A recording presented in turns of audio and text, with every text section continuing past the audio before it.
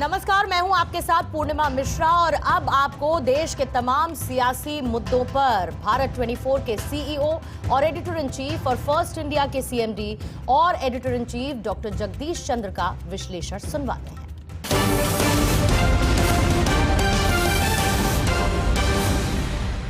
प्रधानमंत्री नरेंद्र मोदी अयोध्या पहुंचे और वहां पर धर्म ध्वजा उनकी तरफ से लहराई गई और ऐसे में राम मंदिर का निर्माण भी संपूर्ण हुआ और साथ ही संपूर्ण हुआ नरेंद्र मोदी का वचन भी। इस पर आप क्या कहेंगे?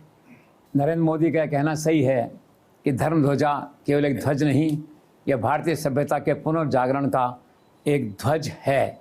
यह भारत की सांस्कृतिक चेतना का उत्कर्ष है। कई वर्ष पूर्व जब नरेंद्र मोदी ने राम मंदिर निर्माण का वचन लिया था, प्रण लिया था, यज्ञ किया था, यह समारोह उसकी एक पूर्ण आहुति है। नरेंद्र मोदी जिस भाव विभोर भंगिमा के साथ मोहन भागवत और योगी के साथ ध्वज को ऊपर चढ़ता हुआ देख रहे थे, तो उस समय ऐसा लगा कि भगवान राम की आत्मा का इनमें वास हो गया है। और एक प्रकार से समारोह का आभामंडल ऐसा था, नरेंद्र मोदी का आभामंडल ऐसा था, ये लगा कि भगवान राम खुद उन्हें आशीर्वाद देकर उनका राज्याभिषेक कर रहे हैं। कुल मिलाकर कहने का तात्पर्य ये है कि नरेंद्र मोदी अब भारत के इतिहास का एक पन्ना बन गए हैं, एक हिस्सा बन गए हैं जो सदियों तक याद रखा जाएगा। समारोह के बाहर खड़े एक व्यक्ति ने, एक कोई टैक्सी ड्राइवर था, मुझे किसी ने बताया, उसने ये वहाँ पे ये कमेंट किया कि जब तक सूरज चाँद रहेगा नरेंद्र मोदी का यहाँ नाम रहेगा। इसी प्रकार से एक दूसरी टिप्पणी ये आई वहाँ से, जिस प्रकार से सारे संसार के कण कण में राम है, उसी तरह से भारत के कण कण में नरेंद्र मोदी छाए हुए हैं। तो क्या है कि with this single emotional speech Narendra Modi once again has become the hero of the nation and has won the heart and soul of 140 crore Indian minds. शुरू से ही मेरा मानना रहा है कि नरेंद्र मोदी मूलतः एक साधु, एक संत, एक फ़कीर, एक आध्यात्मिक गुरु, धर्म गुरु रहे हैं। और इस बार ऐसा लगता है कि भगवान राम ने उन्हें जो काम सौंप के यहाँ भेजा था, पहले कह चुके हैं कि शायद इस काम के लिए भगवान ने मुझे भेजा है, तो श्री राम ने जो जिम्मेदारी उनको सौंपी थी उस जिम्मेदारी को उन्होंने पूरा किया। आज सारा राष्ट्र उनके प्रति कृतज्ञ है, भाव विभोर है। इस समारोह की झलकियाँ टीवी चैनल्स पर देखकर सारा देश रोमांचित था और सारे देश की ज़ुबान पे एक ही नाम था और वो नाम था नरेंद्र मोदी का। सर, राम मंदिर के निर्माण में गृह मंत्री अमित शाह का भी की रोल रहा है, क्या आप कुछ कहना चाहेंगे इस बारे में? ऑफ कोर्स, अगर सुप्रीम कोर्ट में वकीलों की फौज खड़ी करके और होमवर्क करके अमित शाह इसे क्लियर नहीं करवाते, कोर्ट में प्रभावी ढंग से पैरवी नहीं करते, तो शायद राम मंदिर का निर्माण नहीं हो पाता। तो निश्चित तौर पे कहा जा सकता है कि नरेंद्र मोदी का जो प्रण था उसे पूरा करने में उनके प्रधान सेनापति अमित शाह का भी की रोल रहा है। And he also deserves A vote of thanks from the nation. Sir, मैंने सुना है कि अखिलेश यादव भी अंततः राम मंदिर जाएंगे, अयोध्या जाएंगे और भगवान श्री राम को नमन करेंगे, क्या आपने भी ऐसा सुना है सर? भूल सुधार बहुत पहले होना चाहिए था। फाइनली उन्होंने देखा इसको कि उत्तर भारत में रह के विशेषतः जो है, आप सनातन की उपेक्षा नहीं कर सकते, आप हिंदुत्व की उपेक्षा नहीं कर सकते, हिंदुत्व या सनातन को इग्नोर करके आप चुनाव नहीं जीत सकते, लोगों के दिलों पर राज नहीं कर सकते। तो देर आए दुरुस्त आए, तो कोई आश्चर्य नहीं है कि कुछ दिनों बाद वे अयोध्या आएँ। और जैसा मैंने सुना है कि उन्होंने कहा कि मेरे घर के पास एक मंदिर है, वहाँ मैं जाऊँगा और इसके साथ साथ जितने और मंदिर हैं देश के बड़े बड़े, उन समय में तीर्थ यात्रा भी करूँगा जी। Anyhow he is a, इसे कहना चाहिए कि एक इंटेलिजेंट आदमी हैं अखिलेश यादव। उन्होंने इस भूल सुधार को स्वीकार किया है। तो ऐसी आशा की जानी चाहिए कि राजनीतिक मतभेद भुलाकर और राजनीतिक स्वार्थों से हटकर उन्हें भी देश की मुख्य धारा में लौटना चाहिए। जनता उनका स्वागत करेगी। जी सर, ध्वजारोहण समारोह में प्रधानमंत्री नरेंद्र मोदी और मोहन भागवत के बीच जो केमिस्ट्री देखने के लिए मिली, उस पर आप क्या कहेंगे? यह बहुत ही सुखद क्षण था जिसे कहना चाहिए। और सबसे बड़ी बात है, नरेंद्र मोदी ने जो बड़प्पन दिखाया कि पहले आप उनको आगे किया, फिर पीछे पीछे चले। ये एक चक्रवर्ती सम्राट जिसे नरेंद्र मोदी को मैं मानता हूँ, उनका आचरण जो है ना बहुत अच्छा लगा सब लोगों को, जिसे कहना चाहिए। लीग से हटके था लेकिन बहुत बड़प्पन था इसके पीछे। इस चित्र को देख के भाजपा और आरएसएस के सारे कार्यकर्ताओं में कल खुशी और उत्साह का माहौल था। दोनों का चित्र इस तरह से एक साथ देखकर और नरेंद्र मोदी की उदारता और सदाचारता देखकर, जिसमें मोहन भागवत से कह रहे हैं कि पहले आप और फिर 2 कदम पीछे उनके साथ साथ चल रहे हैं, इसे कहते हैं बड़प्पन। और जो कभी कभी आदमी पावर जितनी गेन करता है वह कहता है उतना विनम्र होता है। कल की घटना ने सिद्ध किया। कुल मिलाकर एक सुखद क्षण था, एक अच्छी प्लेजेंट तस्वीर थी जिसे सभी अखबारों ने आज छापा। अच्छा लगा जी सर, मैंने सुना है कि बिहार में स्पीकर पद को लेकर बीजेपी और जेडीयू में खींचतान चल रही है, इसका अंतिम परिणाम क्या होगा? अंतिम परिणाम अमित शाह का डंडा चलता है, आपको मालूम है, तो वहाँ भी भाजपा का ही बनेगा स्पीकर। भाजपा रिस्क नहीं ले सकती, तो प्रेम कुमार हैं, शायद 9 बार चुनाव जीत चुके हैं, तो शायद भाजपा के उम्मीदवार वही होंगे। कुछ बातें ऐसी हैं जिन पे अमित शाह कंप्रोमाइज़ नहीं कर सकते under the supervision of Narendra Modi. पहला था गृह मंत्रालय, उन्होंने कंप्रोमाइज़ नहीं किया, लिया उसको। अब है स्पीकर का पद। स्पीकर के पद का जितना महत्व अमित शाह समझते हैं, बहुत कम लोग ऐसा समझते हैं। महाराष्ट्र का उदाहरण हमारे सामने है, वो छोड़ नहीं सकते किसी कीमत पे भी ये पद कि भाजपा के पास न रहे। इसलिए मुझे पूरा यकीन है कि बाय नाउ सब कुछ सेटल हो गया होगा। 1 दिसंबर को है चुनाव स्पीकर का, लीडर ऑफ अपोजिशन का, विधानसभा बैठेगी तो मामला इस तरह से सुलझ जाएगा। और एक आश्चर्य की बात है कि मुख्यमंत्री बनाने के बावजूद क्यों नीतीश कुमार का मन अटका हुआ है स्पीकर, गृह विभाग, इन चीज़ों में। राज दे दिया पूरा आपको, अब क्या है ये। एनी हाउ, तो मेरा आकलन ये है कि ये पद जो है स्पीकर का ये भाजपा को जाएगा और शायद प्रेम कुमार ही स्पीकर बन सकते हैं। Let's see. सर, एक सवाल कर्नाटक को लेकर है। कर्नाटक में मुख्यमंत्री सिद्धारमैया और deputy CM D K Shivakumar के बीच जो सत्ता संघर्ष चल रहा है, आपको लगता है उसे देखते हुए कि बीजेपी कर्नाटक में महाराष्ट्र मॉडल को दोहरा सकती है? बिल्कुल दोहरा सकती है। How someone can skip this opportunity for making their own government.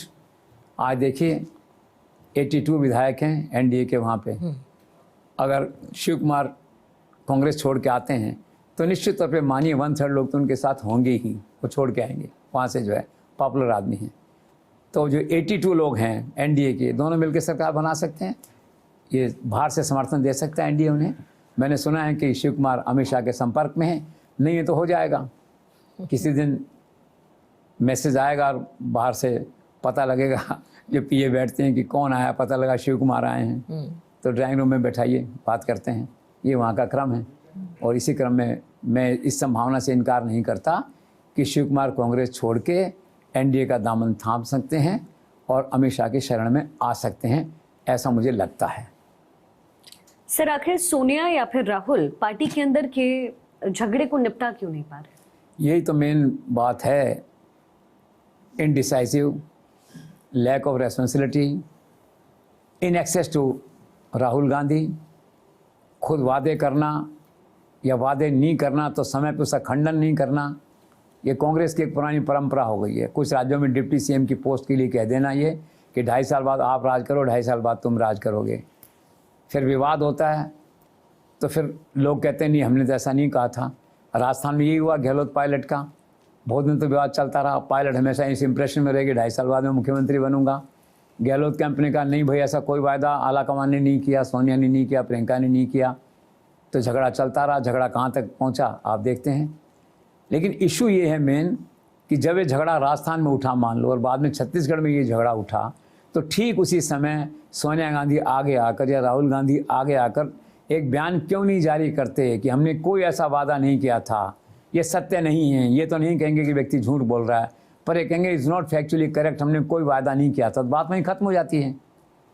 वो उसको लटकाए रखते हैं, इन्हें वे कन्फ्यूज़ रहते हैं। और हो सकता है वादा किया हो तो आज मॉरल अथॉरिटी नहीं बनती आदमी की, कैसे उसको इनकार करे। जो भी है, छत्तीसगढ़ में ये हुआ, अब यहाँ पे ये हो रहा है। वो क्लेम कर रहे हैं शिव कुमार के लोग, हमें राहुल गांधी ने प्रॉमिस किया था कि लगभग 2.5 साल बाद करेंगे, लगभग 2.5 साल हो गए अब ये, तो हमें दीजिए कुर्सी। कुर्सी ऐसी है कि कोई व्यक्ति बन जाए तो छोड़ना कौन चाहता है। सिद्धरमैया भी नहीं छोड़ना चाहते, वही पॉपुलर लीडर हैं वहाँ के। तो बेसिकली क्या है कि इनडिसाइसिवनेस जो है ना कांग्रेस आला कमान की, ये इसके लिए मूलतः जिम्मेदार है कि राज्यों में झगड़े क्यों होते हैं।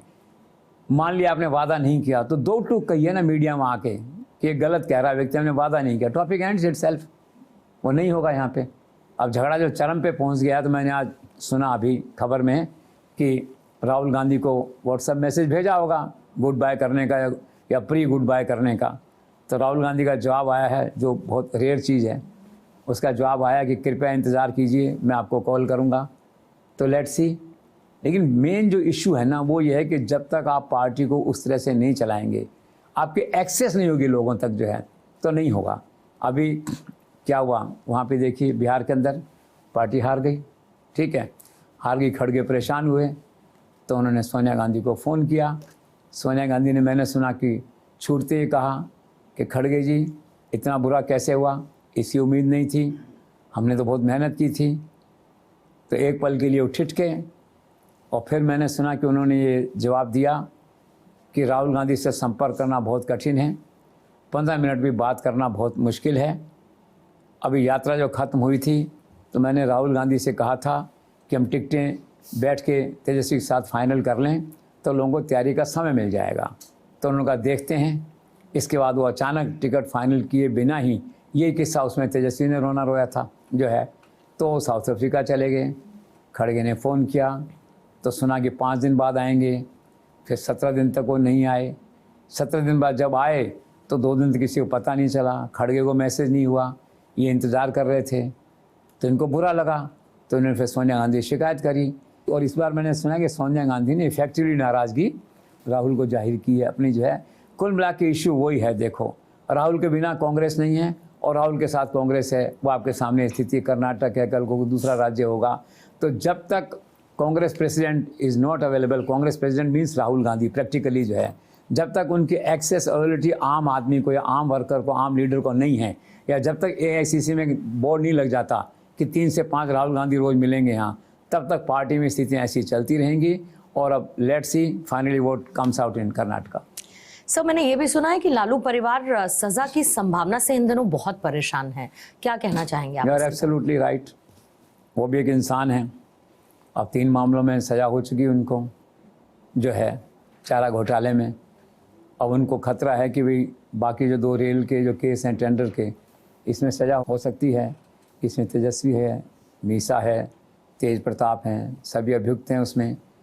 तो एज ए फादर तो व्यक्ति सोचता है ना कि मेरे उम्र में जीते जीते मैं बच्चों को जेल जाते हुए देखूंगा, एक दुख आता है व्यक्ति के मन में। तो पीड़ित हैं, इधर तेजस्वी पीड़ित हैं कि देखिए पिताजी के कारण से आज मेरी स्थिति हुई, उनके कारण से चुनाव हारे हम, जंगल राज का नारा था, और अब ये स्थिति है। तो घर में मनमुटाव है, फैमिली में पहले से झगड़े चल रहे हैं, और अब जो है कोर्ट ने कह दिया है कि डे टू डे सुनवाई करेंगे इस केस में। अब बड़ा विरोध किया, राबड़ी देवी ने शिकायत भी करी जज के ट्रांसफ़र के लिए भी, केस हमारा ट्रांसफ़र कर दो यहाँ से। मुश्किल है होना जो है। अब डे टू डे होगी तो 6 महीने में, 8 महीने में केस ख़त्म हो जाएगा, सज़ा हो जाएगी। और अगर ऐसा हुआ और ये लोग जेल चले गए तो सारा परिवार ही मोर और लेस जेल चला गया ना, देखा जाए तो फिर उस खानदान का, विरासत का और लीगेसी का क्या होगा? तो एक गंभीर प्रश्न है। और एक कानून आया था 2 महीने वाला, वो तो अब रेलेवेंट नहीं रहा कि मुख्यमंत्री नहीं बने वो, दैट वेज है। कुल मिला के परिवार पूरी चिंता में। आपकी ये सूचना बिल्कुल सही है।